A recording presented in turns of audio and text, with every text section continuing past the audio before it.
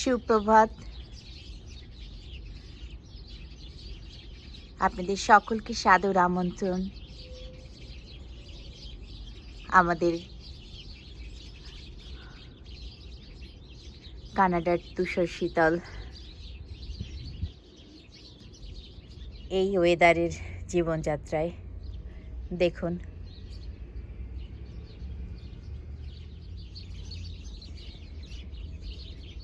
এখন আমি আমাদের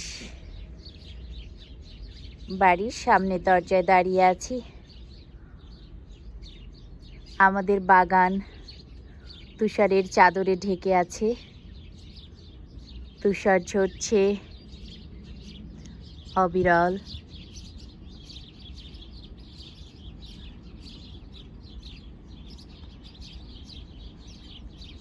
তুলোর মতো তুষার উড়ে উড়ে যাচ্ছে। গাড়িগুলো খুব সাবধানে আস্তে আস্তে চলে যাচ্ছে।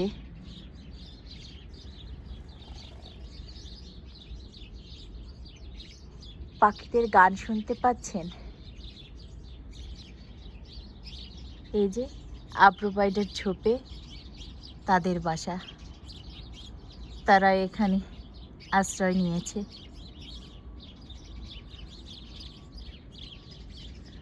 আজ কাজ নেই, বাড়িতেই আছি, তাই একটু রান্না করব। একটু পরে দেখাচ্ছি কি রান্না বান্না করছি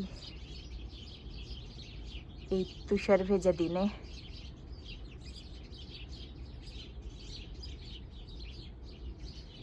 দেখতে খুব সুন্দর লাগছে, কিন্তু এর মধ্যে যারা আমরা বাইরে যাই, কাজকর্ম করি, স্পেশালি যারা গাড়ি ছাড়া চলা, এরকম তুষারের দিনে তাদের জন্য একটু কষ্টকর, কারণ বাইরে অনেক ঠান্ডা। এখন এই ঠান্ডার মধ্যে সবাই কম বেশি অসুস্থ হয়ে যায়। বাট কি আর করা, এটাই আমাদের জীবন। আমাদের ঋতু বৈচিত্র্যে শীতকাল এরকমই হয়।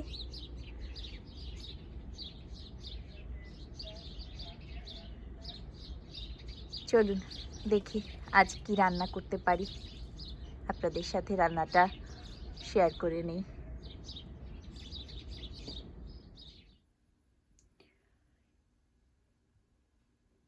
এই যে খাসির আস্ত একটা ঠ্যাং আছে এখানে, এটাই আজকে রান্না করব।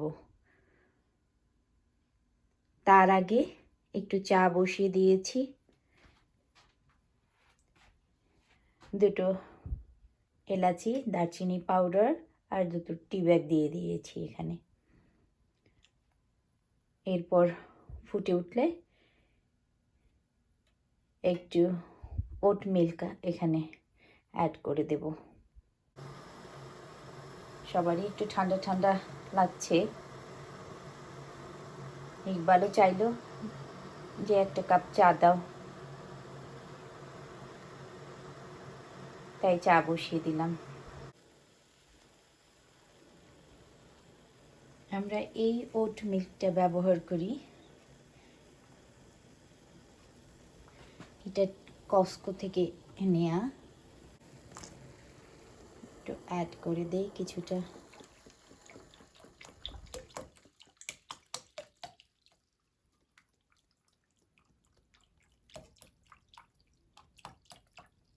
হয়ে গিয়েছে, আর দরকার নেই। ধীরে ধীরে ফুটতে থাকুক আরো কিছুটা সময়।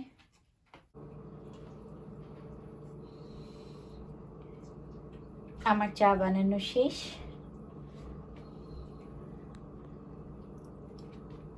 বাইরের তুষারের ভেতর ঘরের এই উষ্ণ 2 কাপ চা আমাদের দুজনের জন্য। রান্না বান্না শুরুর আগে একটু আইস করে চা খেয়ে নিই।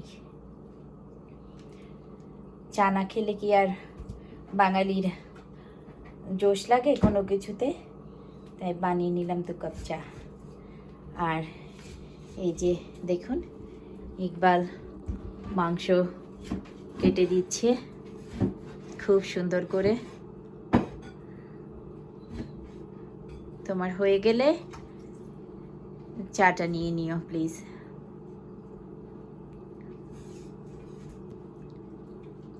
অনেক থ্যাংক ইউ এত বড় একটা রান কষ্ট করে কেটে দেওয়ার জন্য। এখানে দোকানে কেটে দিতে বললে মাংস সুন্দর করে এরা কেটে দেয়, বাট ইকবাল এটাই প্রেফার করে ঘরে এনে নিজের মতো করে কেটে কুটে নিতে। এই যে রান্না বান্না বসিয়ে দিলাম। এখানে আলুটা ভেজে নিচ্ছি একটু লবণ একটু হলুদ দিয়ে। তো এটা ভাজা হোক, এটা এই খাসির মাংসের জন্য। আর খাসির মাংসটাও বসিয়ে দিয়েছি। এখানে সব কিছু সব মশলা একত্র করে দিয়ে দিয়েছি, সব মাখিয়ে একটু রেখে তারপর বসিয়ে দিলাম। এখানে 1.5 চামচ হলুদ, 2 চামচ গুঁড়ো মরিচ, জিরা, ধনিয়া, আদা, রসুন, পেঁয়াজ, কুচি টমেটো, দারচিনি, এলাচি, লবঙ্গ, তেজপাতা, দই, সামান্য তেল, সব কিছু মিলিয়ে এটাকে মেখে তারপর বসিয়ে দিলাম। এখন এটা হতে থাক, তারপর একটু উল্টে পাল্টে দেব কিছুক্ষণ পর পর। এখন আপাতত এটাকে ঢাকনা দিয়ে ঢেকে রাখছি। আলুটা হতে থাক, আলুটা একটু পরে দেব। আলুটা যখন ভাজি হয়ে যাবে আর এটা যখন একেবারে হয়ে আসবে তার 10-15 মিনিট আগে আলুটা দিয়ে দিব, নাহলে আলুটা গলে যাবে মাংসের মধ্যে। এখন আমি এই একটা ফুলকপি ভাজি করে নেব। ফুলকপিটা একটু তৈরি করে নিচ্ছি। ফুলকপিটা তৈরি হলে এটা ভাজি করব, তাহলেই আজকে রান্নাবান্না শেষ হয়ে যাবে। কাজে যাবার আগে ইকবাল ড্রাইভওয়ে ক্লিন করতে নেমে গেছে। এগুলো ক্লিন করে না রাখলে এগুলো জমে আরও শক্ত হয়ে যাবে, তখন এগুলোকে ক্লিন করা অনেক কষ্টসাধ্য হয়ে যাবে। এই স্নো ব্লোয়ারটাও নতুন কিনেছে, তাই আজ প্রথম দেখছে কেমন ক্লিন হয়।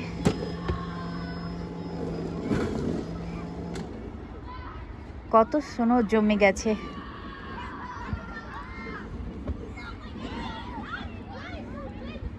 আর দেখুন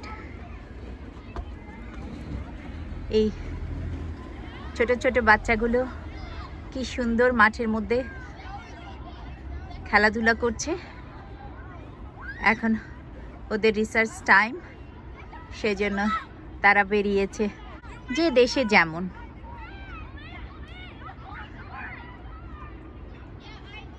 কিছুক্ষণ ওরা খেলাধুলা করবে, তারপর আবার ক্লাসে ফিরে যাবে।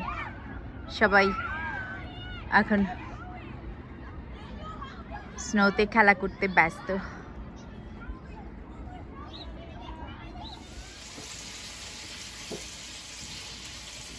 এই যে আলুগুলো একটু লাল লাল হয়ে গেছে ভাজা, আরও একটু লাল হলে তারপর উঠিয়ে নিব।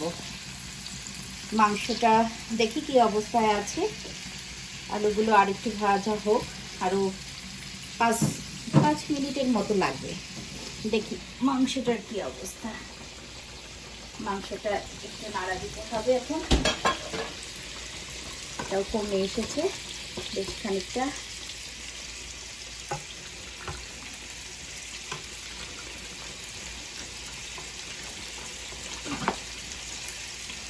একটু মিডিয়াম আঁচে মাংসটাকে রেখেছি যাতে ভালোভাবে সিদ্ধ হয়।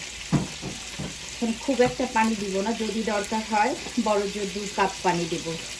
নর্মালি আমি মাংস রান্নায় পানি তেমন একটা ব্যবহার করি না, একান্ত যদি দরকার না হয়। আজকে একটু ঝোল ঝোল রাখবো, তাই 2 কাপ গরম পানি দেব শেষের দিকে। এখন এটা ভালো মতো কষতে থাকুক। আবার ঢাকনা দিয়ে রাখি। কিছুক্ষণ পরে এসে আবার দেখব।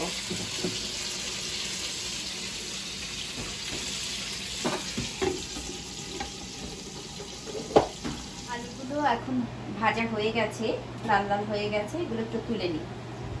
এই কড়াইটার ভেতরেই আবার আমি ফুলকপিটা ভাজি বসিয়ে দিব। এখানে অনেকটা তেল আছে, এই তেলেই হয়ে যাবে। আমরা খুব একটা বেশি তেল সাধারণত ব্যবহার করি না রান্নায়।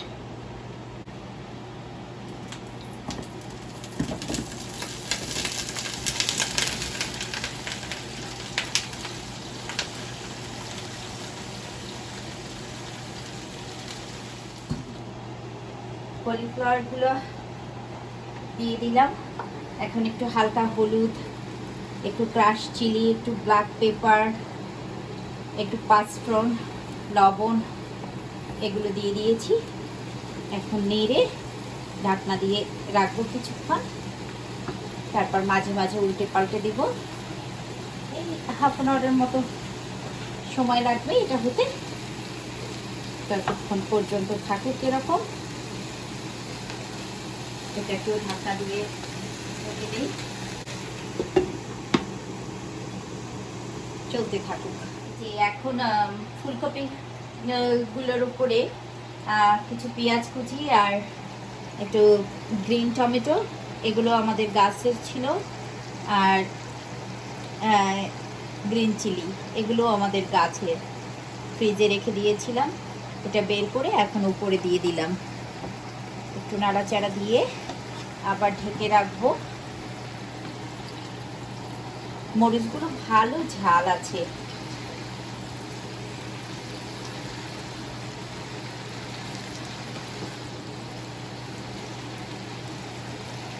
আর একটু শীতে হলে তারপর ঢাকনা পরে তুলে দেব।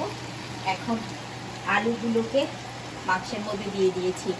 এখানে এই মাংসের ভেতরে আরও 3টা পেপার দিয়ে দিয়েছি, এগুলো গাছের, একটু পরে দিয়েছি কারণ এগুলো ফ্রিজ করা ছিল তাই।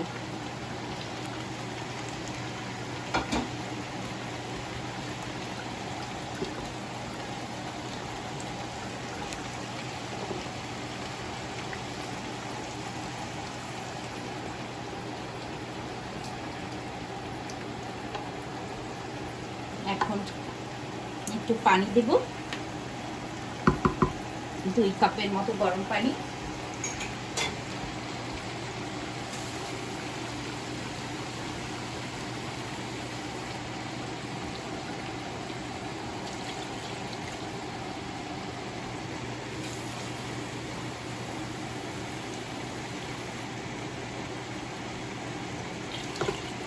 আরো 15-20 মিনিটের মতো সিদ্ধ হলেই মাংসটা হয়ে যাবে। অনেকটা হয়ে গিয়েছে। ভালো করে নেড়ে চেড়ে আবার ঢেকে রাখবো।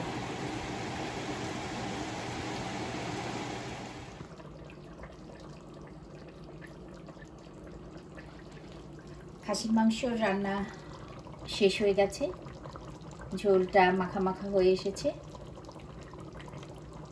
এটা শেষ।